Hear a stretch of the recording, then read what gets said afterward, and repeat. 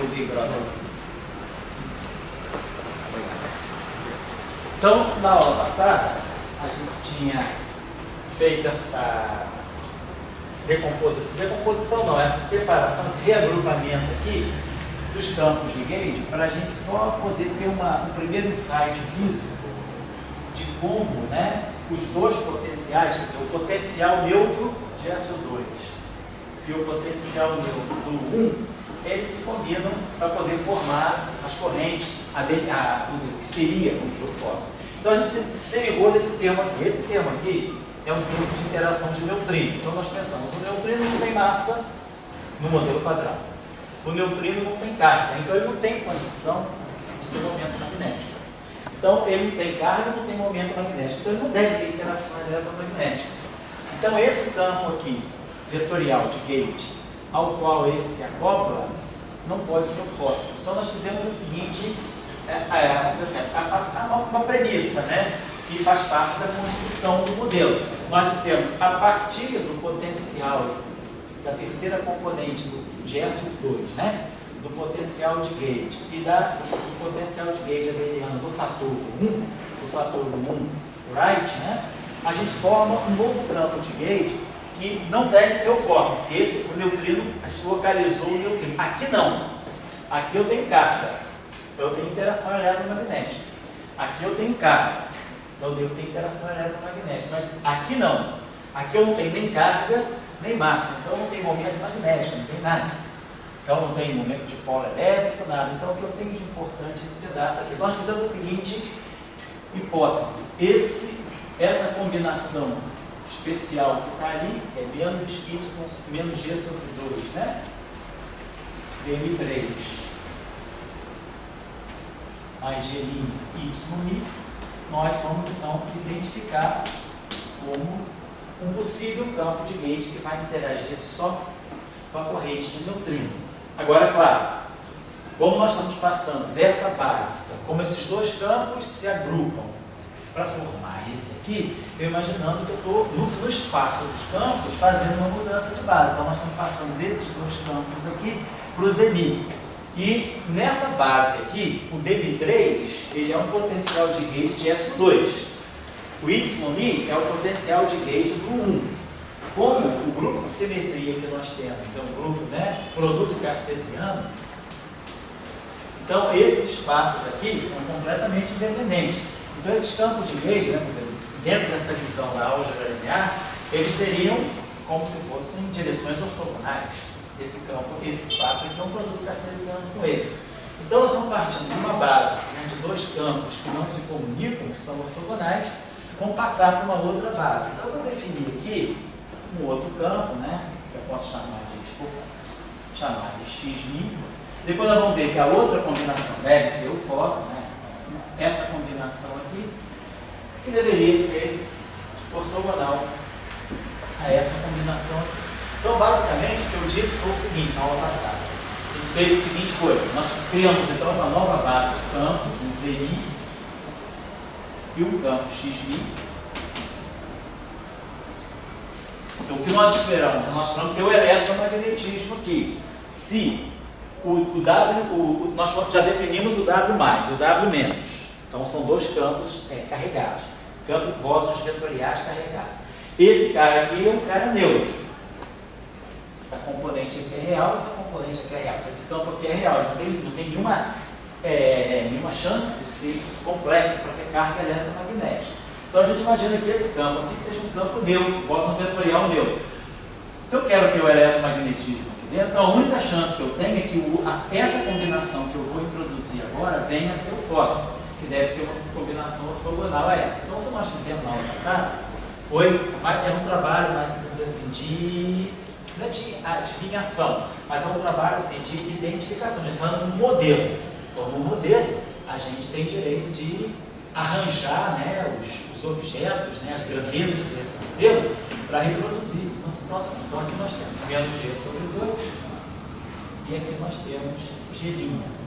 Então, se nós passamos de uma base de campos ortogonais para outra base de campos ortogonais, eu quero que sejam ortogonais, né, porque eu quero que esse campo aqui não não se comunique com esse, então a gente deve fazer uma transformação. E a base é real, então eu devo ter que fazer uma transformação ortogonal. Vou imaginar que esse cara aqui seja um cosseno, seno, menos seno, cosseno, quer dizer, a forma típica, né, de uma transformação SO2, uma transformação 2 por 2 ortogonal é essa, cosseno, seno, menos seno, cosseno. Algo desse tipo aqui. Então a gente vai pegar essa, vamos chamar isso aqui, botar aqui menos um gelinho, e aqui um menos g sobre 2. E aí a gente sabe o seguinte, essa matriz aqui deveria ter determinante, quer dizer, uma matriz determinante 1. Então qual é o determinante dessa matriz aqui? G2 sobre 4 mais G', né? Então eu deveria colocar aqui algo desse tipo. 1 sobre, vou dividir essa matriz aqui pelo determinante dela, né? Se eu dividir uma matriz pelo seu, seria pela raiz do seu determinante, né? Se a gente divide uma matriz por um número, o seu determinante fica multiplicado. Bom, se eu multiplico uma matriz por um número, né? Essa é a culpa do ar. Se eu multiplico uma matriz por um número, né? Uma matriz multiplico por um número K, o determinante, né? Esse determinante de capa N é capa elevado à ordem da matriz, esse determinante de N. Então a matriz é 2 por 2, eu vou produzir aqui um fator capa 2. Então aqui eu divido por G2 sobre 4 mais G' ao quadrado. De tal maneira que essa matriz aqui vai ter determinante igual a 1. Então foi isso que eu fiz. Eu construí tudo, né? Para que eu tivesse aqui uma matriz com determinante 1. Essa matriz aqui, então, é uma matriz de SO2. Então, com isso, eu entendi que eu passei de uma base de campos para uma outra base. Essa aqui. Então, essa aqui ficou clara, me foi indicada pelos neutrinos. Essa aqui eu arranjei, essa combinação, o outro campo que aparece, ele aparece uma combinação que deve ser ortogonal a esses campos que interagem com o neutrino. Então, o que eu fiz aqui foi isso. Pode falar. Você não quis. Você fez uma escolha para o nucleóide? Fiz uma escolha. Queria que o neutrino interaja com o fóton. Isso. Exatamente. Porque o neutrino, eu digo, o neutrino não tem carga, o neutrino não tem massa. Então, se ele não tem carga, ele não tem uma interação eletromagnética mínima. Se ele não tem carga, ele não tem massa, ele não tem momento magnético. Então, ele deve ser neutro mesmo, de interação eletromagnética. Então, aí a gente fez essa hipótese de que esse campo aqui é um campo que deva ser ortogonal ao fóton. O fóton tem que aparecer aqui. E o fóton tem que ser neutro, como esse cara é neutro. Então, a única chance é eu combinar esses dois campos de duas maneiras independentes para formar esses dois campos. Eu formei o ZMI, o fóton tem que sair daqui também. Eu pergunto se você não quisesse que o neutrino interagisse com o fóton. Certo? Sim, se eu quisesse. E o neutrino tem a interação direta com o fóton. Uma partícula universal, que teve assim, um sol lá, né, para a luz. Você assume o fóton como uma partícula universal. Então, ele é uma partícula que deve interagir com todo mundo. Não diretamente, não necessariamente, vai interagir, pode ter, claro, no modelo padrão, o fóton tem uma interação direta com o neutrino. Você não vai dizer que o neutrino não sente a presença do fóton. Sobretudo se o neutrino tem massa, a gente sabe hoje que o neutrino adquire um momento magnético fraco, radioativo, devido à interação eletromagnética indireta dele. Então, eu não estou negando, só estou dizendo que ele não tem uma interação eletromagnética mínima. A carga eletromagnética dele é zero. Então, ele não deve ter uma interação eletromagnética mínima, um vértice direto com o fóton. Que é a lição que a gente tira das teorias de hoje. Eu não estou negando que ele tem interação com o fóton, não. Estou negando que ele não tem uma interação direta. Mas a pergunta que ele tem, quando a gente tem uma ideia de Maxwell, que o fóton só interage com partícula carregada. Não será que o fóton não pode interagir com partícula? Pode. Sim. Ele interage com o E daí, no caso, ele está interagindo com o neutrino, também por ter esse princípio. Isso, indiretamente. Quais são como é que você poderia acoplar o fóton com o neutrino? Por exemplo, você poderia pensar, será que eu poderia formar essa interação? Poderia, em princípio, né, formar uma interação desse tipo, né, que tivesse neutrino F, vamos dizer assim, o sigma mini, o neutrino F também, e aqui o F mini. Mas aí eu tenho um problema, porque esse acoplamento aqui seria um acoplamento magnético. Então o neutrino teria que ter momento magnético para isso. Como ele não tem, essa interação não é possível. Porque ele não tem momento magnético, porque ele não tem recarga nem massa. Você não tem como ele ter momento magnético. Mas o que significa a questão do momento que você está fazendo o modelo e que você faz uma escolha. Então, assim, se aquela coisa é uma escolha está aqui, ó. É obrigado a fazer? Isso não é obrigado. É o que eu estou falando, a gente tem um modelo. Estou fazendo uma premissa. A gente está fazendo as premissas de que, então, qual é o ponto de vista, é uma hipótese do modelo, que pode estar falha, vamos dizer, a experiência ou a fenomenologia vai revelar. A hipótese que nós estamos colocando aqui, que esse objeto aqui não tem nem carga, ele não tem nem eletricidade e nem magnetismo. Então, ele não deveria ter interação eletromagnética direta, um vértice direto. Então, para quem não está muito acostumado com a linguagem de teoria de campos, uma partícula pode não interagir diretamente com outra, mas ela pode interagir indiretamente via loop. Por exemplo, uma partícula interage com esse setor aqui, então essa partícula aqui interage com essa. Essa aqui interage com essa. Então, por exemplo, indiretamente, esse objeto está se acoplando a essa partícula, mesmo que ele não tenha, mesmo que esse acoplamento direto, por exemplo, não existe, estou só diagramar, mesmo que isso não existe, mas se esse objeto aqui se acopla com essa família de campos aqui, e esse aqui também se acopla com a mesma família, então essa família vai mediar uma interação daqui com esse. Então, mesmo que ele não tenha um vértice direto, um acoplamento direto, eles podem ter um acoplamento indireto, é o que a gente chama de acoplamento por correção radiativa. A interação dele vem através de um processo quântico, não é uma interação direta, isso que eu estou colocando aqui.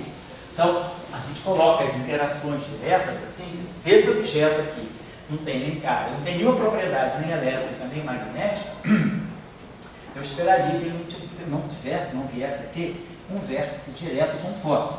Então essa é a minha premissa. Eu vou dizer, esse objeto aqui é um novo campo vetorial que interage exclusivamente com o neutrino. O neutrino interage com eles dessa forma. E esses dois campos aqui são 2 graus de liberdade de gate que eu tenho, e eu espero encontrar o eletromagnetismo aqui dentro. Como os campos já estão todos compromissados, né, o BM1, BM2, BM3, YB. Esses aqui são meus campos. Esses dois aqui já se ligaram pela simetria S2, né, para se acoplarem as correntes carregadas. Então, eles são os bósons vetoriais carregados. Aqui eu tenho 2 campos. Então, daqui eu posso tirar, a partir desses 2 campos, eu posso tirar 2 campos independentes, que sejam combinações lineares deles. Já apareceu um que eu chamei de zenith. Então, a única chance que resta agora do fóton aparecer é o fóton aparecer como sendo a segunda componente, a segunda combinação linear independente que vai sair desses 2 campos. É a chance que o fóton tem. E aí, a minha premissa vem. Esse cara aqui interage diretamente com o neutrino. Então, eu quero que esse objeto aqui não tenha interação direta com o neutrino. Então, eu vou pegar essa combinação de campos aqui. Como esses 2 campos são ortogonais, eu vou pegar essa combinação aqui como sendo ortogonal também. Esse campo aqui sendo completamente ortogonal a esse. A física do neutrino me ditou esse. Esse aqui veio uma situação que eu coloco. Esse é ortogonal a esse. É isso que eu estou colocando. Mas aí você, a pergunta que eu tenho é o seguinte, você está criando, o que eu faço? O que é um Y na foto e o BM3 já não é em E daí você diz, não, eu tenho que o neutrino da corrente do neutrino. Daí você está dizendo que o Geni é um fóton de mais Um fóton não eletromagnético no sentido de Maxwell. É um bóson. O que ele tem? Quer dizer, o que ele tem em comum com o fóton? Ambos são bósons, sim. Ambos têm spin 1, sim. Ambos são neutros, sim. A diferença, por enquanto, eu não falei nada de massa. Ambos são sem massa, por enquanto. Então, o que ele diz que esse zeninho é uma espécie de outro fóton? Aí eu só estou apelando um pouquinho para a universalidade da carga elétrica. Tem um princípio no jogo que pode ser a universalidade da carga elétrica. Estou dizendo que um objeto sem carga elétrica não deve interagir diretamente com o fóton. É isso que eu estou dizendo. Então, eu estou adotando um ponto de vista de que aquela combinação não pode ter nada a ver com o fóton. É isso. É só isso que nós estamos fazendo. Mas não deixa você não está querendo atravessar a fronteira de Maxwell. Isso. A fronteira da fronteira de Maxwell, quem não tem carga elétrica não vai ter. E nem momento magnético. Não vai ter tipo de fóton. Ele nunca vai ser fonte das equações de Maxwell. É isso que eu estou dizendo. É isso que eu estou dizendo. Certo? Então vamos adotar que a gente fez isso aqui. Tá? Por enquanto, isso aqui então, é uma mera, assim, é uma mera identificação. Eu estou só querendo colocar para vocês o seguinte: como a gente está aprendendo a pensar, construir um modelo, né? Quer dizer, um dos papéis desse curso aqui, dentro desse caráter meio disciplinar que ele tem, né? De aprender coisas que são fundamentais na área, é a construção de modelos unificados. Quer dizer, a teoria SO2 é o protótipo mais simples que a gente tem de uma primeira tentativa de unificação, a unificação eletrofrágil. Então, no trabalho, vamos dizer, numa construção de um modelo unificado, a gente tem que fazer certas, vamos dizer assim, muitas identificações que podem às vezes parecer arbitrárias, que podem parecer ambíguas, mas a gente tem que ter uma motivação física por trás dela. Então, a motivação que eu estou colocando aqui é essa. Se você olhar os livros da área, tudo isso aqui vai ser feito só depois que houver a quebra espontânea da simetria. Então, eu prefiro não esperar a quebra espontânea da simetria, que também, claro, é a coisa mais óbvia que tem, para poder separar o Z0 do fóton. Um tem massa, outro não tem. É a prova, vamos dizer assim, a prova final de que eu tenho alguma coisa sem massa que eu vou identificar como fóton. Mas o que eu estou querendo colocar aqui para vocês é a força da simetria. Antes mesmo da quebra espontânea da simetria, e poder dizer um tem massa, outro não tem massa, nós temos já condições de a própria simetria, o próprio SU2 e o próprio 1, eles se organizam para fazer com que o neutrino perceba essa combinação precisa. Não é esse só campo que interage com o neutrino, nem só esse, é exatamente essa combinação. Então a própria simetria, antes de ela ser quebrada, ela não foi nem quebrada espontaneamente, eu não fiz nada de eu tenho o setor de Higgs ainda para quebrar a simetria. Eu estou só dizendo que a própria simetria SO2, 1, ela organiza as correntes de tal maneira que eu já possa antever o que deve ser o fóton e o que deve ser o Z0. A quebra espontânea da simetria só vai referendar essa separação. Mas antes, o mecanismo o campo de Higgs depois vai deixar essa situação bem mais clara. Mas antes disso, eu estou dizendo que a gente já tem elemento físico para poder dizer o que deveria ser o fóton e o que não deve ser o fóton. Certo? É isso que eu estou querendo colocar. Agora, aí nessa força da simetria, a carga de Gell-Mann, como é que ela fica aí? Carga de Gell-Mann se diz carga elétrica, a Gell-Mann se diz ela, vamos dizer, ficou explodida agora. Não, quer dizer, o setor de gate também. Quando você for olhar aqui na carga, para nós, Gell-Mann se diz carga eletromagnética é o I3 mais Y sobre 2. Então, se nós formos olhar, a carga, então, por exemplo, o I3 eu tenho agora, esses três campos, os três bósons vetoriais de SU2, eles estão no triplete. Né? Nós temos um triplete de SU2, né? Onde aparece, nós temos um duplete de SU2, o neutrino e o lepton correspondente. E tínhamos o singlete de SU2, com os lepton right, o neutrino lepton e o lepton lepton. Então, aqui estava o duplete de SU2 no setor de leptons e aqui o singlete de SU2 no setor de lepton também. Esse duplete, então, está aqui. Ele tem I igual a 2, a hipercarga dele é meio. Então eu tenho mais meio para o neutrino, menos meio para o lepton. Eu sei essas cargas. Agora o triplete, quando eu tenho os três campos B, BMA, né? Então, eles estão no triplete de SO3, eles são a representação adjunta de SO3, eles são os campos de gauge de SO2, não, de SO2. Então, eles são o triplete de SO2, é a representação adjunta, a representação onde nós colocamos os bósons vetoriais intermediários de SO2. Então, se eles são um triplete de SO2, o espinho isotópico deles, o espinho isotópico deles fraco é 1, eles são no triplete. 2i mais 1 é 3, então o espinho isotópico é 1. Então nós temos 3 bósons vetoriais com aqueles espinhos isotópicos. Então justamente se forma a componente W+, se forma uma componente Zi e se forma uma componente W-. Vou botar aqui o BM3. Então o BM3, então, esse cara aqui tem carga mais 1. Esse cara tem carga 0, carga SO2, né? Essa carga de eletromagnético. Esse cara, menos 1. Então, eles são membros de um triplete. Então, por exemplo, o W+, tem carga 1. O W-, então, carga eletromagnética dele é 1. O espinho isotópico dele é 1. Porque está no triplete. Então, ele tem que respeitar essa regra. Mais 1, 0 e menos 1. Mais 1. Mais 1. 0, 0, entendeu? Menos 1, menos 1. Então, todos eles têm Y igual a 0. Então, a hipercarga fraca de todos eles é 0. Por quê? Porque eles são bósons de gauge de SO2.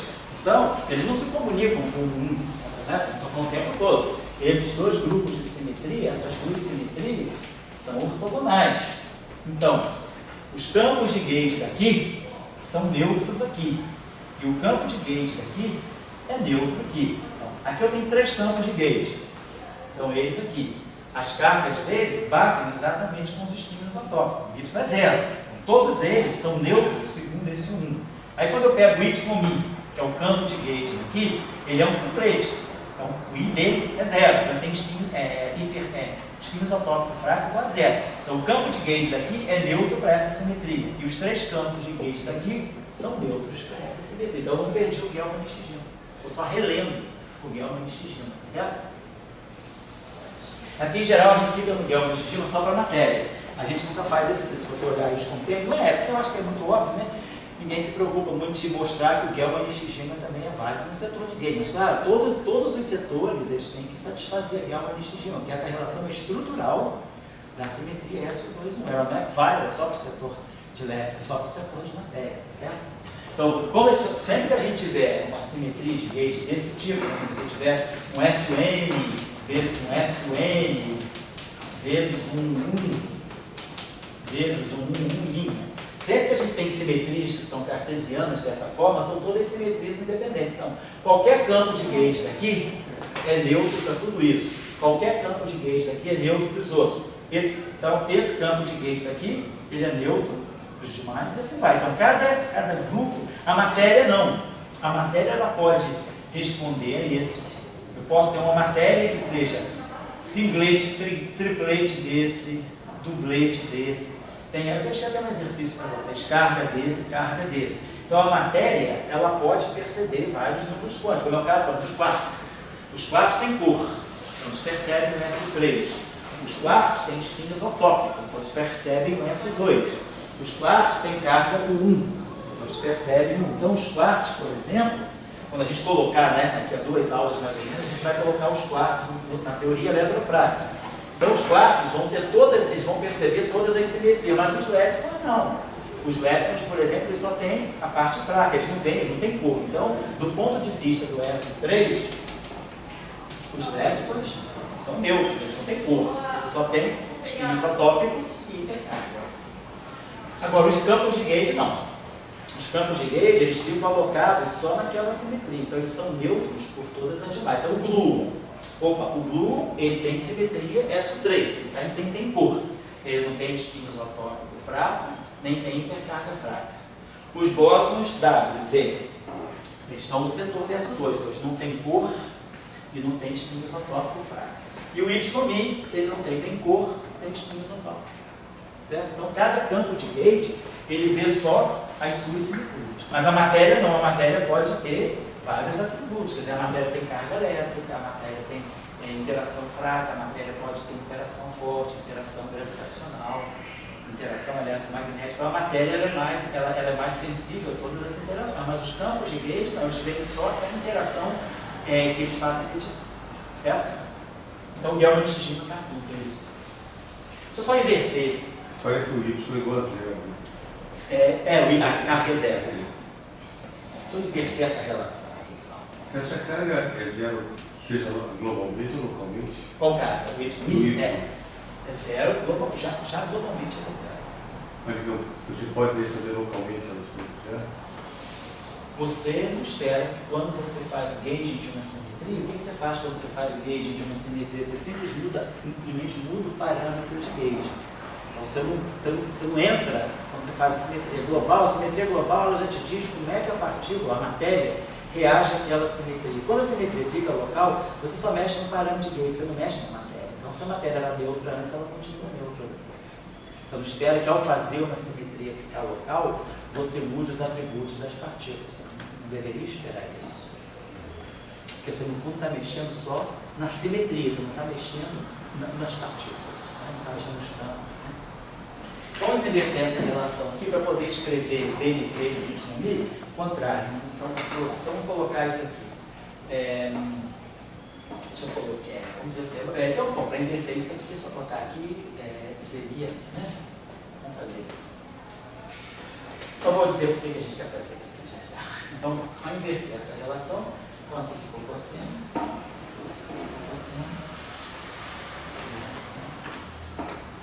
e aqui fica cosseno. Então, se vocês estão observando bem, nós estamos interpretando o cosseno como sendo isso sobre isso, o seno isso sobre isso, menos seno, cosseno, né? Então, tá lá, invertendo essa relação cosseno ao quadrado, mais seno ao quadrado, menos seno cosseno mais seno cosseno, menos seno cosseno mais seno cosseno, você está sendo um inverso é isso aqui. Então, eu vou fazer o seguinte aqui, deixa eu apagar isso aqui, apagar. Vamos dar uma coisinha simples aqui, apagar isso aqui. Então, vou pegar, vou aproveitar esse quadro aqui agora e vamos escrever o seguinte, né? Vamos substituir aqui quem é o BM3. Então, o BM3 é cosseno de alfa, CI, menos seno de alfa, né? Deixa eu apagar isso aqui, vai ficar. Então, vou botar isso aqui. Vamos manter aqui a corrente de lepton. Corrente de neutrinos. Deixa eu apagar isso. Vou separar isso aqui.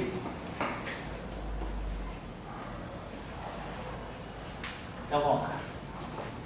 Então isso aqui fica menos G sobre 2.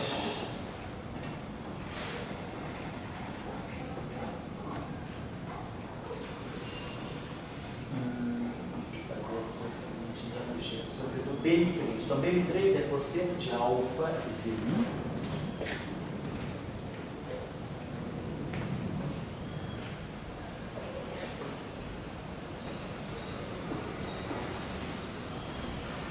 Menos G sobre 2. Estou substituindo só o BM3. Cosseno de alfa ZI menos seno de alfa AMI.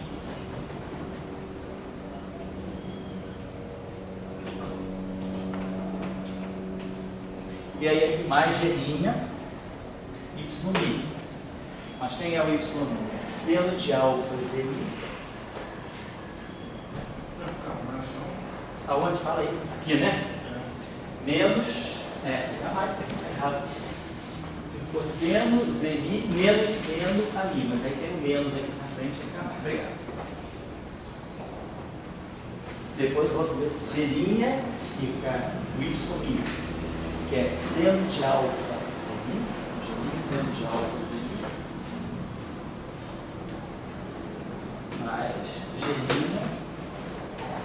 E aí cosseno de alfa amiga.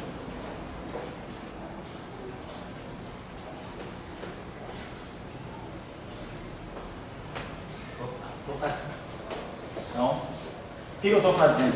Agora eu vou fazer o seguinte: já que eu descobri quem é o fóton e quem é o ZeMi, agora eu vou ver quem interage com o ZeMi deve ser a corrente neutra fraca.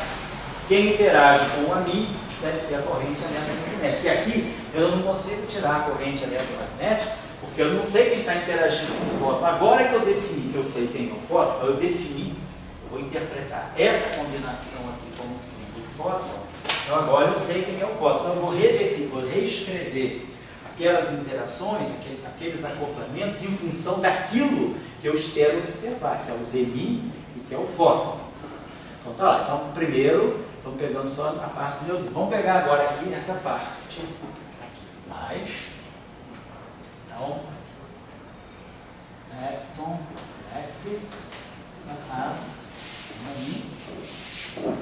lepton, left. E aí a mesma coisa. G sobre 2, B de 10. Cosseno de alfa ali.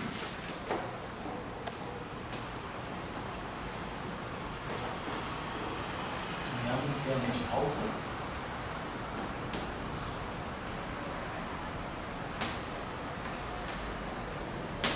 A mim. Isso aqui agora é mais G'. Y'. G' e Y'. Então, Y' é seno de alfa seria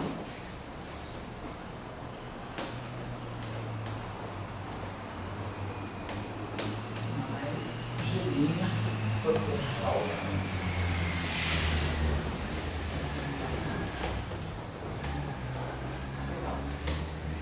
E agora, finalmente, a parte elétrica. Mais 2G'.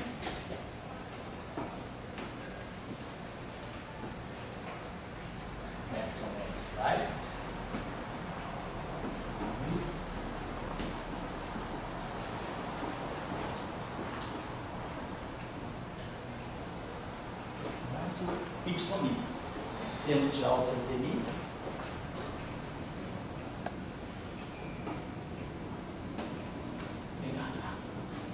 seno de alfa Zemi, um sinal mais, né? Mais cosseno de alfa.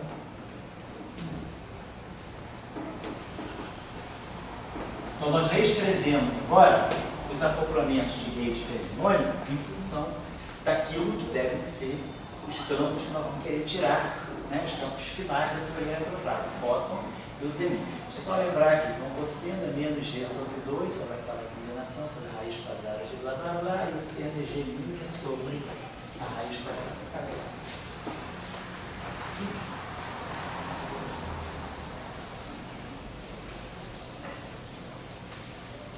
Então esse cosseno e esse seno aqui são simplesmente parâmetros, né, uma função que a gente coloca dessa forma, porque é uma transformação ortogonal, só por isso, não tem nenhum sentido geométrico, né? É uma combinação das constantes do acoplamento. Então, vamos lá. Então agora vamos reagrupar. Vamos ver Zemi com quem que Zemi no final do dia interage. Então Zemi, ó, vai lá. Agora vamos pegar tudo com o qual Zemi se acopla. Aqui eu tenho essa combinação, então G sobre 2 cosseno de alfa. A qualquer momento eu posso substituir cosseno de alfa por menos G sobre 2 sobre aquela raiz quadrada. Vamos deixar assim por enquanto. Então, Zemi vai pegar o G sobre 2 cosseno de alfa, certo? Ali vai pegar cosseno, vai pegar. Então, essa parte aqui vai pegar isso aqui com lepton e vai pegar isso aqui. Então, da parte. Porque a parte de neutrino o senhor está pegando. Eu esqueci, né? Eu esqueci dela. Ah, está aqui. Esqueci. Não, tem que pegar, claro. Então, eu esqueci. Então, ele vai pegar a parte do neutrino, menos G sobre 2, cosseno de alfa, e aí a corrente de neutrino.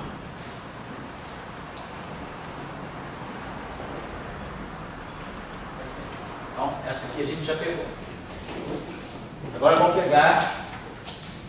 Aí tem uma parte que está tudo junto, que eu esqueci de colocar mais em linha. Isso aqui, ó, o Zemi pega isso aqui do neutrino, mais isso aqui, mais G' sendo de alfa.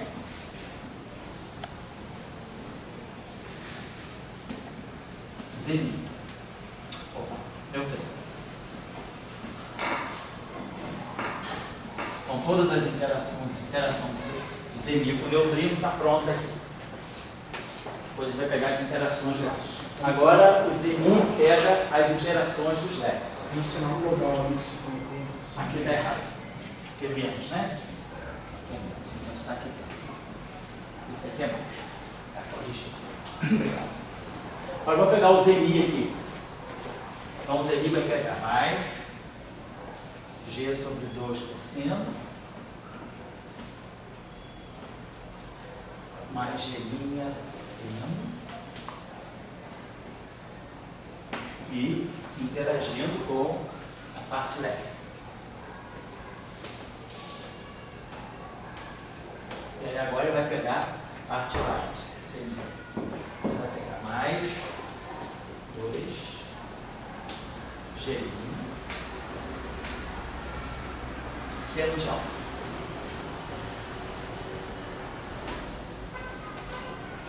E aí, nós já pegamos isso aqui, para não confundir, isso aqui já foi zero, isso aqui já foi. Então, a gente vai deixar só o fora. E aí, agora, a última parte dele, que é essa aqui, 2G' seno, parte 4.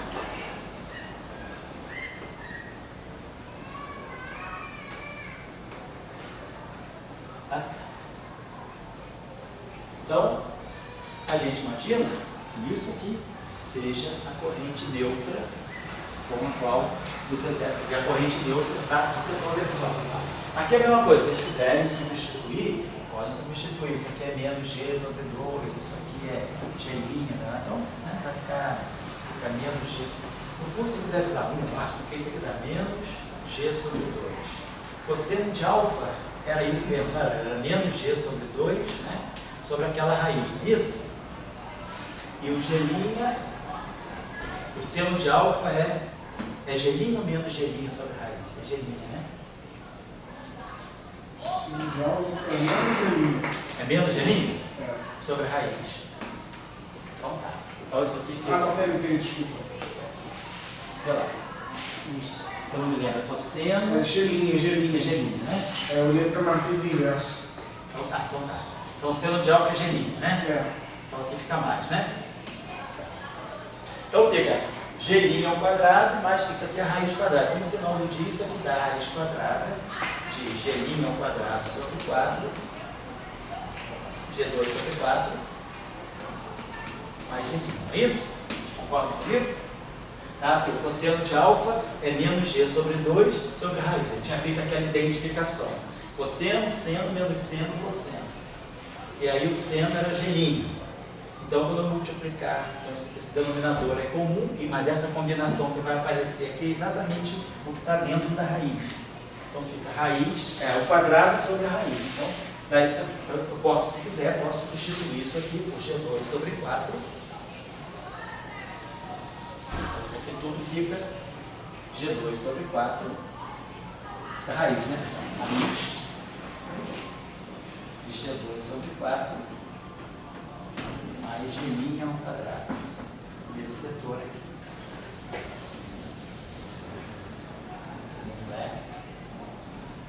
Gama B. Tem um termo desse dividido, então, né? Tinha aquela raiz, né? Que o cosseno Tá. era tudo sobre a raiz. Ah, só que a gente não escreveu aqui. Só que a gente escreveu, certo? E agora aqui é a mesma coisa. Faço aqui, substituo isso aqui. Bom, então, aqui, só um instante. Então, esse termo aqui, então a gente vê que, bom, a gente pode substituir o que quiser. Então, a gente tem aqui, ó, esse pedaço aqui. Então, você vê, o Zeni, ele interage só com o neutrino leve. Então, ele vê realmente a quebra da simetria de paridade, que aqui não tem neutrino right. E aqui é a mesma coisa. A interação dele com o lepton left, né?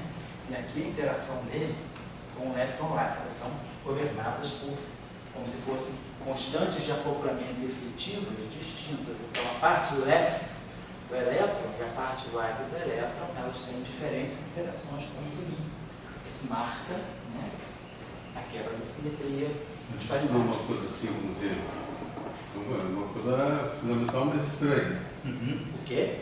Você agora está com ele dividindo o elétron em left e right. Isso. Né? Porque o setor fraco vê isso, né? O setor fraco o setor eletromagnético não, ele vê o elétron íntegro, né? Porque ele vê a parte left e a parte right. O fóton vê as duas partes idênticas, né? Mas o setor fraco não. Porque no momento que você quebra o neutrino, o neutrino não tem componente right, quer dizer, isso aí já te dá vamos dizer assim, uma clara indicação de que para a interação fraca, né, o setor left e o setor right são diferentes. Ela vê diferentes setores de realidade. Eu acho que está dentro você está embutido na quebra da paridade na interação fraca. Mas eu digo, tudo bem, desde uma quebra da paridade, tudo bem. Quer dizer, agora, a quebra da paridade do elétron, isso. Mas quer dizer, a quebra da paridade na interação fraca não deve ser tão surpreendente. Não significa que só o neutrino vai violar a paridade na interação fraca. O elétron também, uma parte dele pode interagir diferente da outra parte do ponto de vista da interação fraca. Mas vamos dizer, a equação do dia positivo nunca viu o left e o right diferentes. Porque você só viu a equação de Dirac no elétron negativo. Se você reescreve a equação de Dirac na interação fraca, você vai ver isso. A interação vai te dizer isso, elas são diferentes. Quer dizer, se você for ver fundamentalmente, no memória você vai dar o elétron right e o elétron left. O esperado é que tivesse justamente um elétron right e um elétron left diferentes. Só que, vamos dizer, experimentalmente, qual é a massa do elétron left? Qual é a distinção entre eles e termos misturar? Entendi. O que você está dizendo é o seguinte: se o elétron tiver, vamos dizer assim, uma quiralidade, ele vê uma carga eletromagnética de um jeito, vê uma interação fraca de um jeito daquilo que vê o elétron com a outra quiralidade. A interação eletromagnética ela preserva a quiralidade. Não, eu acho que se o Wigner estivesse aqui, vamos descobrir esse elétron left e vamos descobrir o elétron right. Aqui está descobrindo o elétron right e left se entrarem de limite. Você tem uma distinção entre eles, já estava no grupo zero. Mas é meio chato e diz, vem cá, a massa do 1 é 0,51 hoje. Qual é a massa do 1 e qual é Sei. Você vai colocando, entendi, tá certo. Mas até agora todos são sem massa, né? Oi? Até agora ninguém tem massa. Até agora ninguém tem massa, nós quebramos a simetria. Isso aí não vai ser um fator que vai... Isso aí que vai depois definir para nós. Então, é isso que eu estou querendo induzir vocês aí a verem, certo? Como é que essas coisas aí vão se separando, né? A própria simetria já vai separando as interações aí. Então, acho que é isso aí que eu queria colocar para vocês. Então, vocês observem aqui o seguinte, ó. Não vou refazer esse cálculo agora, mas aqui, se vocês observarem, o seno de alfa é o que? É o G' sobre aquela raiz. E o cosseno de alfa é o menos G sobre 2. Então, ó, vocês veem que esse G sobre 2, seno de alfa, cancela com G' cosseno de alfa. Se você substituir aqui, né? Isso aqui é G' sobre aquela raiz. E isso aqui é menos G sobre 2 sobre aquela raiz. Então, realmente, esse termo aqui, como a gente já esperava, o fóton não pode interagir com o neutrino, então, automaticamente, né, a própria transformação ortogonal, isso aí não é nenhuma descoberta matemática, é só simplesmente uma constatação daquilo que deveria ser. Os coeficientes sintáticos da transformação ortogonal que realmente confirmam que o neutrino, então, ele só vê interação com o zerinho. O fóton desaparece aqui, é um passo. Que aqui o fóton fica. Então, nós temos o fóton pegando esse setor left, com esse setor left, então a gente vai ter. Então a interação do fóton está toda só com o left. Então vamos lá. Então, interação do fóton aqui vai ser, vamos botar então o AMI aqui. Então o ZMI, deixa eu colocar aqui mais uma vez só, né? O ZMI se acopla tanto com o neutrino left, quanto com o elétron left, os elétrons left e os elétrons right. Então, essa é a corrente fraca, é aquela corrente que depois foi descoberta no CERN em 73, e é a corrente fraca.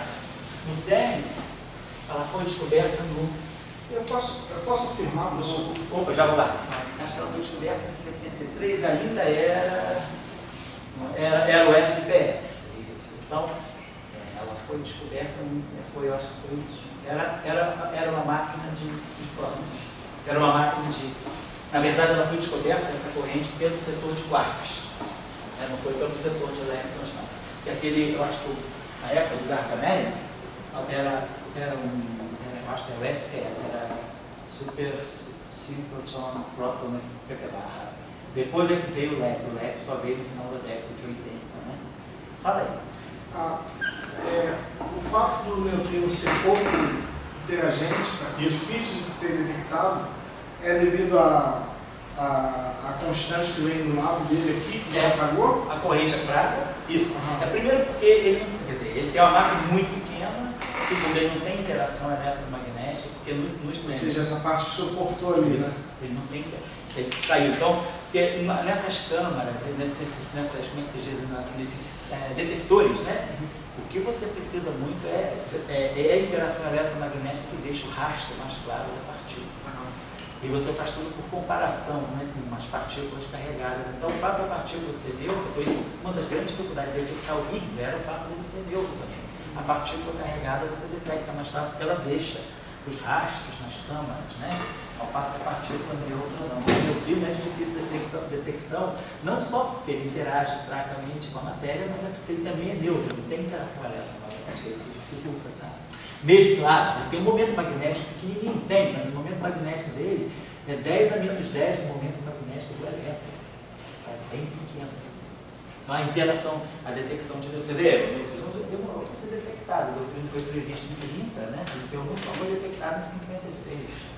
Custou muito, falta de carga dele.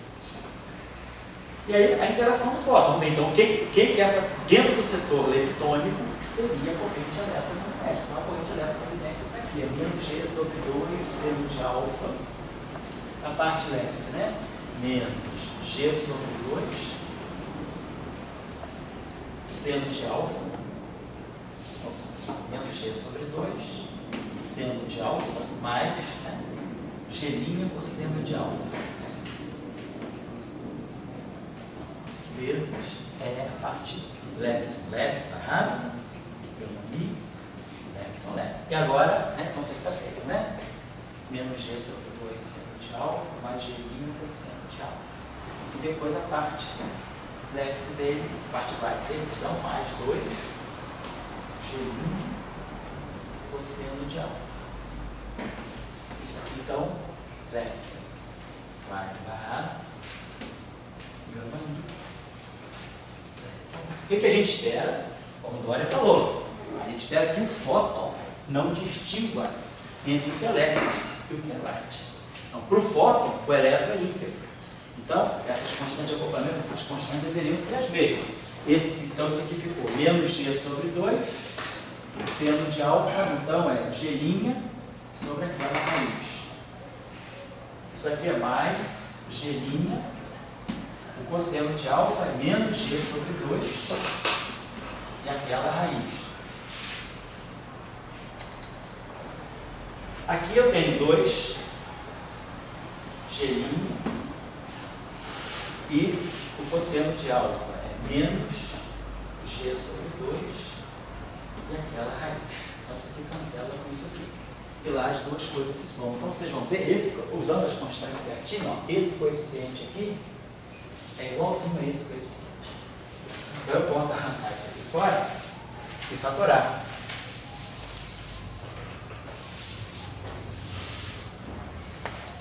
Tanto faz esse quanto esse. No fundo vai ficar isso aqui. Vai ficar aqui menos, esse menos, a mim. Então vai dar para a gente menos G' sobre a raiz.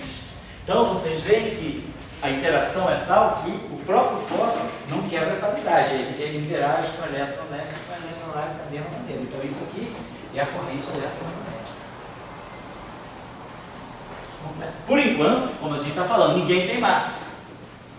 Então lepton é uma partícula, lepton right é outro. Quando tiver o mecanismo de Higgs, o lepton e o lepton right vão se unir para formar um único lepton, né? Por enquanto o lepton é uma coisa e o right, depois do mecanismo de Higgs, o lepton e o elétron right vão se unir para formar o campo de Dirac do lepton. Seja lepton, seja muon, seja tal.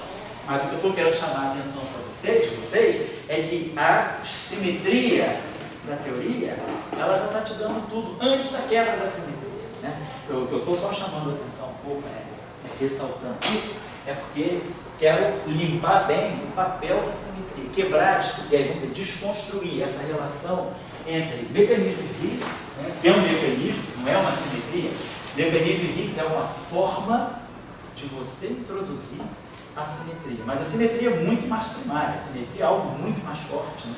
A simetria é a relação entre, é a física, é a relação entre as constantes de acoplamento, é aquilo que organiza as massas. A simetria organiza tudo para você. Depois você pode implementar a simetria. Isso já é uma forma menos primária, uma forma secundária. Tá bom? É como se eu tivesse, vamos dizer assim, a gente pode usar aqui as noções musicais. Eu tenho a partitura, isso é a simetria. Agora eu posso tocar de um jeito, o outro cara interpreta de outro. A gente vê a Ave Maria da Fafá de Belém, isso é completamente diferente da Ave Maria que qualquer cantora canta na igreja. O hino nacional da Fafá de Belém, ninguém esperava, né? Os olhos do Estrada nunca esperavam que alguém fosse cantar, é a interpretação. Então a simetria, o mecanismo é uma forma de você implementar, a simetria está lá, você não nega ela. Agora, como é que essa simetria vai aparecer? É o mecanismo. É quebra espontânea, porque na verdade não é uma quebra, é uma forma. A simetria é exata, a simetria ela vai pela quebra espontânea, ela vai pelo mecanismo dinâmico, ela passa pela anomalia. Então, como é que essa simetria vai entrar na teoria física? Via que mecanismo? Aí é outra questão. Então, eu gostaria, até agora tudo é simetria. Então, a simetria coordenou o fóton, a simetria, nós já sabemos então que antes da quebra da simetria, nós devemos ter dois bósons de Higgs. Mas aí a premissa é aquela, o neutrino não tem interação eletromagnética. Dentro dessa visão, o neutrino é cego, ele não vê a luz, de jeito nenhum. O neutrino é só fraco. Isso coordenou tudo para nós. Um pouquinho só de modelo bota uma combinação ortogonal, e aí a gente pensa, quebra da paridade, está nos aqui, a interação eletromagnética, ela já está, você está esperando que essas duas partículas, essas duas formas de matéria, o lepton-lepton, o lepton-right, eles deveriam, daqui a pouco, se juntar. Está tudo pronto para eles se juntarem. Isso aqui está dizendo que deveria haver um objeto único. A interação eletromagnética já está vendo eles como único. E aí nós vamos interpretar isso aqui como sendo a carga elétrica. Então, G é a constante de acoplamento do S2. G' é a constante de acoplamento do 1. No final do dia, isso aqui é o fóton, isso aqui é a corrente eletromagnética. Então, eu botei que isso aqui vai ser minha carga eletromagnética. Então, a carga eletromagnética ela vai ser derivante das constantes de acoplamento fundamentais. É nesse sentido que a gente fala da unificação. Eu já estou vendo que as duas interações são distintas. Uma quebra a paridade, a outra não quebra. Então, isso não é unificação. A unificação está no fato de que eu consigo gerar o eletromagnetismo e ler as interações fracas sendo diferente dentro do mesmo formalismo. Essas constantes de acoplamento que vão aparecer na frente do Zebi vai me dar a constante de acoplamento fraca. E essa aqui, a constante de acoplamento eletromagnético. Então, na teoria eletrofraca, eu reconstruo a carga elétrica, a constante de acoplamento eletromagnético em função do G e do G'. Então, aqui nesse sentido que eu tenho unificação. Eu tenho uma origem comum para as duas interações. As constantes de acoplamento são função dos mesmos parâmetros, as interações também são funções dos mesmos parâmetros. É isso que significa a unificação. A corrente do Zebi se chama neutra? Corrente neutra. Porque a outra é eletromagnética? A corrente fraca é neutra. Mas é porque a outra é eletromagnética, ela tem carga ali. Isso. Assim, ficou neutro, mas por um nome. Ficar por um nome. Você tem as correntes fracas carregadas, a corrente fraca no W+, é a corrente fraca negativa, né? Na interação que a gente vai ter no final, então é isso. O W+, eu não fiz, quem quiser fazer, pega o exercício aí só abrir as derivadas que eu falei, ver como é que o W1+ se acopla com a matéria. Tá lá, tá tudo, gente, só pegar, a gente já tem. Então, isso aqui vai fazer o papel da corrente negativa. O W- vai se acoplar com uma corrente positiva. O Zebi vai se acoplar com uma corrente neutra. Todas essa corrente aqui é fraca, essa corrente aqui é fraca e essa corrente aqui é fraca. E aí o AMI vai se acoplar com a corrente eletromagnética. Então a gente já tem tudo. Então esse cara aqui é carregado, então a corrente que se acopla é negativa. Então tem a corrente fraca carregada positivamente, a corrente fraca carregada negativamente e a corrente fraca neutra. Então a corrente fraca neutra é essa que nós tínhamos apagado aqui, que se acoplava com o ZMI. E depois aqui nós temos a corrente eletromagnética. Certo? O ZMI. Certo. Acoplado se chama corrente. Isso, o ZMI se acopla com a corrente fraca neutra. E o outro, O AMI com a corrente eletromagnética, que é neutra também, a corrente eletromagnética é sempre neutra. Né? Tá certo? Mas ele normalmente chama corrente fraca neutra. É. O Coami também ou não? Não, não, o AMI não. Só o você. Quando a gente fala corrente neutra, foram descobertas as correntes neutras, está implícito que é a corrente neutra que se acopla com o ZMI. Por isso aqui, essas correntes aqui já eram conhecidas lá dos primórdios das interações fracas, que é a própria corrente do próton-nêutron. Nêutron decai e vira próton. Então, eu tenho uma corrente hadrônica que é negativa, né? Que é o nêutron que decaiu no próton. Então, eu tenho essa corrente. As correntes carregadas eram claras para distinguir. O problema todo era a corrente neutra. A teoria de o modelo de Salant-Schreiber, que ele foi bom, é que ele deixou uma prescrição. Oi, André, fala comigo. Prazer em te ver. Oi, tem espião, hein? Tem espião, hein, André? Descobriu um espião russo? Quem é o espião russo? É o espião de Belém. É o Felipe. André descobriu que estava na repórter, espionando Belém.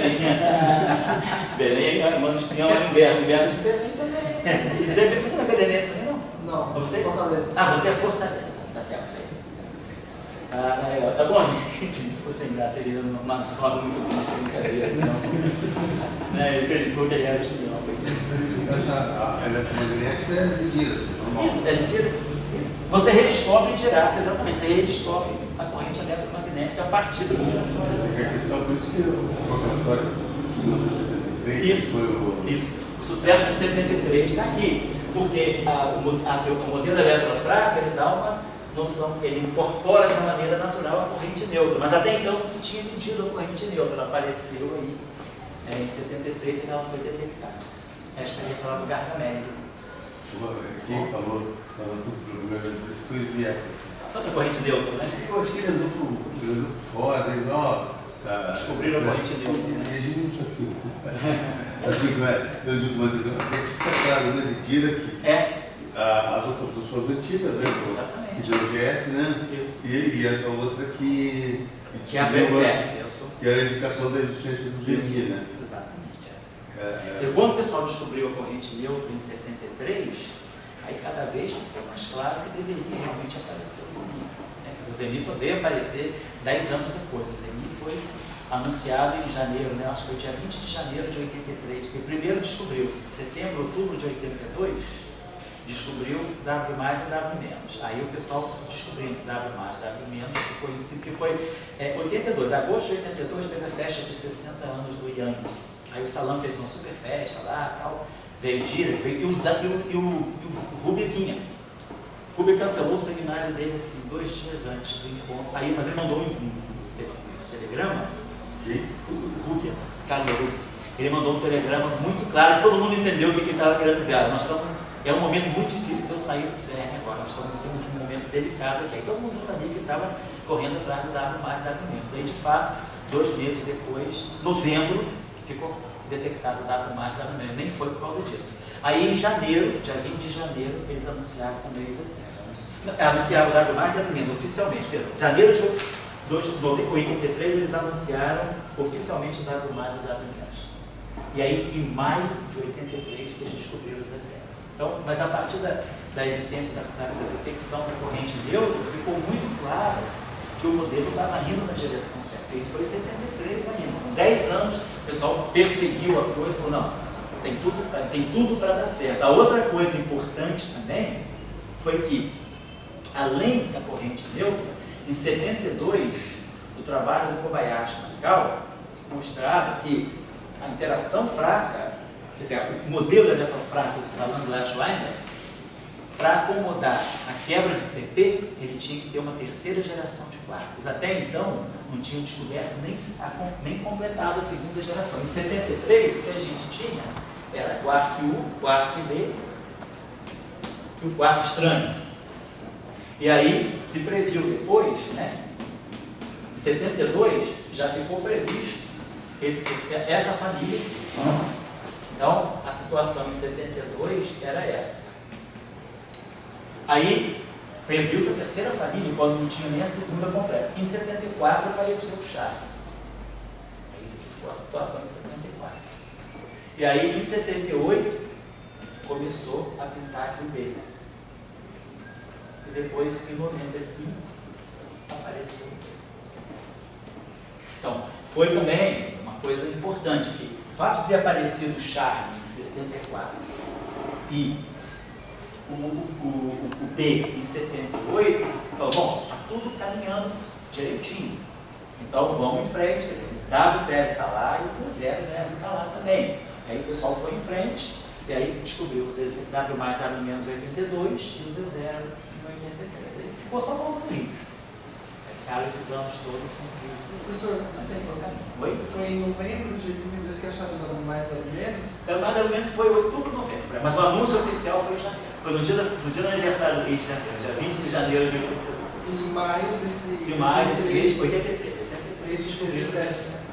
Logo na primavera descobriu. Porque eu lembro que o anúncio lá no CTT foi mais ou menos no final de maio. O Salão recebeu o telegrama dizendo que o Z0 tinha sido estudado por Hubble. O humilde professor Salão recebeu lá o e-mail, o Z0 também foi descoberto. Então foi essa que foi a coisa. Certo? Então, mas. Foi, já tinham ganhado o prêmio Nobel antes de descoberto.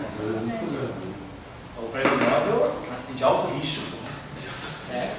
E o Higgs, eles esperaram muito até o final, mas o prêmio Nobel do Salam Steinberg já foi dado, assim, antes com antecipação. Eles deram o nome do que? Oi? Eles deram o nome do que? Eles deram o nome da previsão.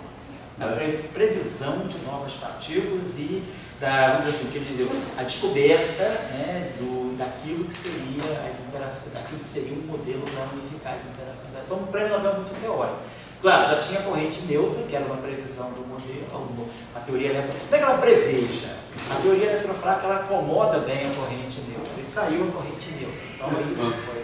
O que é interessante aqui, você não botou massa. Eu não botei massa. Então você está com uma estrutura teórica de quadro e, digamos, você podia ter uma massa mais embaixo, ou podia ter mais partículas. Essa estrutura pode multiplicar para. Não apenas um W, mas muitos outros. Então, a pergunta que tem aqui, você tem um fóton. Então, será que o ZI não é um fóton massivo? Será que o W mais ou menos tem um tipo de fóton massivo carregado? Assim, por que tem que ser esses aí que foram... vamos dizer, o ZI. Para a estrutura da teoria é tanto fácil. Mas quando você olha o ZI, nós apagamos já. Mas quando a gente chama a atenção do ZMI, o que eu chamei a atenção, por exemplo, como você falou, será que o ZMI, o ZMI é neutro, tá bom, o fóton é neutro, tem espião, outro é espião, um é massivo, outro não é. Então, como você falou, será que o ZMI não poderia ser um fotão, no sentido não é brasileiro, não um fotão português, mas super fóton, um fóton massivo? Aí você fala, o que caracterizaria o fóton para você? Interação eletromagnética. Você esperaria que um fóton massivo ele percebesse a interação left diferente da interação right? Quer dizer, a questão do ZI aí está muito ligada à paridade. Ainda não estou falando de massa. Dentro vamos dizer assim, do cenário das simetrias, o ZMI já percebe uma interação distinta com o setor left e o setor right da matéria. Então ele não deveria ser um fóton, ou um tipo de fóton, porque o que a gente espera é que a interação eletromagnética ela respeite a paridade. Para nós, a interação eletromagnética deve respeitar a paridade. Então, as equações de Maxwell respeitam a paridade. Olha, será que a paridade na interação eletromagnética ela está presente nas equações de Maxwell? Macroscopicamente, eu poderia pensar assim, macroscopicamente, beleza, as equações de Maxwell são simétricas por transformações de paridade, então a paridade é respeitada. Mas será que com isso eu tenho garantia de dizer, não, toda e qualquer interação eletromagnética respeita a paridade? Será que a paridade não poderia ser violada por um processo quântico? Essa pergunta a gente poderia fazer. Será que na eletrodinâmica quântica, quando eu substituo, saio dos campos clássicos e vou para uma teoria quântica do campo eletromagnético, será que eu não poderia perceber uma quebra de paridade muito microscópica? Bom, macroscopicamente eu não percebo, mas muito microscopicamente eu perceberia uma quebra de paridade na interação eletromagnética. Isso poderia ser uma coisa viável, né? Por que não? Então, por que então, se dentro dessa postura, será que o ZNI não seria realmente um fóton massivo? Simplesmente ele está quebrando a parede, ele está vendo left, right, interagindo de formas distintas, ao passo que o fóton convencional de Maxwell, não, eu colocaria essa questão. Mas aí tem outras questões que estão em jogo quando a gente vai ver o que é uma partícula. A partícula não é só definida pela sua massa, pelo seu spin, pelas suas cargas, ela é definida também pelas escalas das interações. Então, quando você percebe que não só essa constante de acoplamento que está aqui, você acreditaria na universalidade da carga. Se o fóton é massivo ou não, a carga eletromagnética deveria ser universal. Então, você esperaria que aquele ZNI massivo, que você gostaria de ver como um fóton massivo, ele acaba tendo uma constante de acoplamento bem diferente do quando ele se acopla com a matéria elétrica, com a matéria elétrica. Então, isso tudo vai levando a gente a pensar, não, realmente é um outro objeto, não deve ser um fóton. Esse é o raciocínio que a gente deveria colocar. Mas eu acho que essa questão da paridade, Vai falar dele. você quebrou a paridade do início. Se você tivesse um neutrino left, e o parte right também, você ia complementar aqui direito. Certo. Não ia ter esse desvio. Certo. Mas a estrutura da tua simetria te leva também a um fóton massivo e um fóton carregado. Certo. A questão que eu diria é que a gente ainda não chamou muita atenção, que eu acho que vai chamar atenção depois, é a questão dos constantes de acoplamento. Eu acho que o que vai ser muito decisivo depois é a gente não está chamando muita atenção para constante de acoplamento de Fermi. Daqui a pouco essa constante de acoplamento vai entrar e ela é bastante decisiva para você interpretar muitas coisas da teoria. Vamos colocar isso quando a gente for trazer a constante final, né? Para a gente poder ver como é que a gente pode selecionar o que é eletromagnético do que é fraco dentro desse modelo. Porque parece que pode estar tudo meio embaralhado. Pode ser uma questão mais minha de querer que as coisas sejam assim do que na verdade elas são. Mas aí eu acho que quando a gente entrar com a constante de acoplamento, eu fico, sabe, mais enfraquecido. A coisa fica mais imparcial. O acoplamento é que vai dizer isso. O ponto que o pessoal coloca é que o fóton massivo devia vir desde a equação de Londres. Nunca veio o fóton massivo. Sim. E aqui no final do direito do quadro, existe um modelo que, se você for trabalhar com ele, isso vai tirar um fóton massivo. Certo. Agora, não é isso agora. Não é a coisa que sem quebra de paridade. Então, a pergunta daí, será que o pessoal nunca quis medir o fóton massivo? Acho que sim. O fóton massivo que eu sempre ouvi tem a ver com o campo de Crocker. Né? Isso, Humberto aí sabe. Produtividade. Efeito mais, né? Isso só aparece em supercondutividade. O que eu estou tentando entender do Dória. É que ele está criando um fóton massivo aonde? Isso. Aqui na interação fraca. Na teoria eletrofraca, no modelo eletrofraco. Isso. A gente tem, assim, o efeito Meissner revela a presença de um fóton massivo. Não só, eu acho que a gente já tem outros hoje em dia, não só o supercondutor, a gente tem exemplo também de outras situações em que você pode ter um tipo de uma massa efetiva para o fóton, né? Mas, em plasmas, por exemplo. Eu digo o seguinte, antes de interação fraca, para limpar essa questão de paridade, você pegar QED e vou botar uma QED de fóton mais fóton massivo. Assim. E daí, daí tem todos os problemas que surgiram aí, vamos chamar, que não teve uma invariância de gain, vamos dizer que tem isso. Mas daí é o seguinte, será que o pessoal nunca mediu, nunca teve vontade de medir o fóton massivo, ou nunca encontrou? O pouco que eu conheço de física, parece que nunca teve vontade. E aqui tiveram grande vontade de encontrar. Entende assim? Eu não sei, porque o fóton massivo está aí. Eu acho que não teria supercondutividade se não tivesse foto massiva. Eu acho que tem medida de limite superior à massa do Isso, foto. a gente tem medidas de limites. Não Tem sabe o limite inferior, mas Isso. Mas como o superior... o foto massivo, só quer dizer, com o foto de massa zero junto. Não tá, o foto de massa zero ninguém discute. A questão, o foto de massa zero é com o foto massivo. Entendeu assim? E daí, será que o foto massivo não existe? O que existe é o ZEMI? Entendeu assim? E o ZEMI é muito mais particular a existência do ZEMI, porque ele pega uma coisa da paridade. Daí vem a questão, será que não existe ou não tiveram vontade de emitir? Que não tivesse modelos assim, vencedores? É isso que eu volto a dizer, é o meu humble, né? Assim, Mas é que um pouco de científica é que não houve um modelo vencedor, um foto massivo, junto com o foto de massa, para terem vontade de emitir. Aí entra na coisa da folha de papel, né? Teve uma folha de papel para poder guiar a pessoa a medir.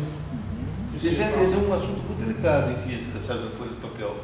Porque você É uma tem a fonte- folha de papel vencedora. É uma folha de papel com poder político, cacifada. Teria que ser uma folha de papel Isso não é cacifada, fácil. claro. Né? Entendi.